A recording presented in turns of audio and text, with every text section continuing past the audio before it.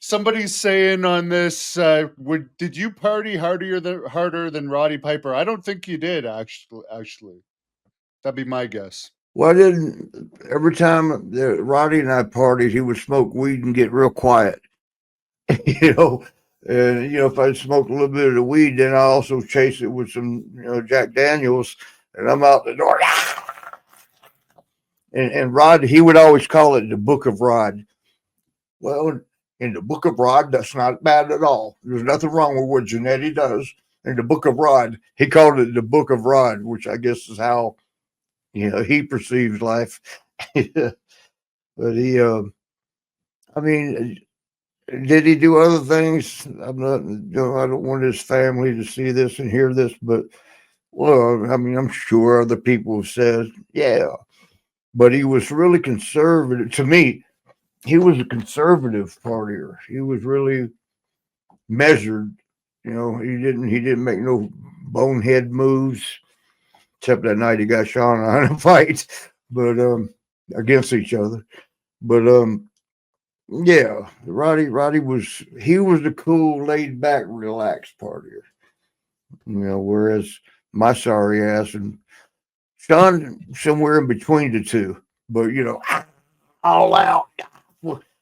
Well, I always think of the Nasty Boys, especially Knobs. Just all out. When I think about the nights, the party nights we all did together, many nights, many nights. Yeah, I remember, man, we was on the road 300 days a year, and like in Sean and I's case, and when the Nasties were around, they were always with us, Nasty Boys. Um, we partied, we figured right at 290 days a year. And that's a lot of partying not to get liver cancer or something, because that's a lot of drinking. It's a lot of now drinking. I interviewed Johnny Fairplay last night, who was Piper's assistant for a year, and he mentioned. I asked him if anything ever happened between him and Piper because he was a young, blonde-haired Yeah. boy at the time, and he said no, but he did say that Piper would always keep unusual assistants with him. Did you notice that about Piper, that he always had Yes, I did. And honestly, uh, I don't know who all is going to hear this, but it's not a secret. It's been said many times before.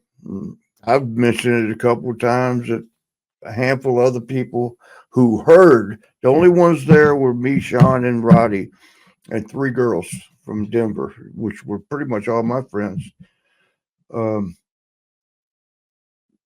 the whole reason Sean and I got in a fight that night was because Roddy was, I don't want to say stirring the pot, because I don't think he was doing that. I think he was being sincerely loving Sean. We were three of us in a little group. The three girls are sitting on the bed. This is kayfabe era, right? We're not supposed to be talking business in front of fans. Um, but he keeps telling Sean how great he is, and he's this, and he just grabbing him by the hair and just rubbing his hands through his hair and pulling him in real close. And then he turned to me like, "We got to work on you a little bit. You're still rough around the edges." Back and forth with that, back and forth. That's about the third or fourth time. I'm like, Roddy, we got girls in the room. Should we be talking business? And Sean gave me a shove. Don't you disrespect Roddy. And that went wrong from there.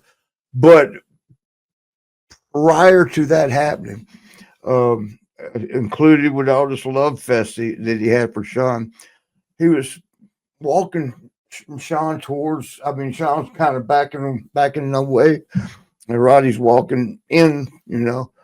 And until Sean gets to the wall, now he's stuck. He can't back up no more. And they, the girls who were to the side, I'm behind, and I can just see Roddy's back, and he's got Sean pinned up against the wall. Compliments, nothing aggressive, but he reached in like to give him a kiss. I guess I thought on the cheek. And then I heard Sean, you heard Sean say, "I am a man," you know. He did it to Roddy.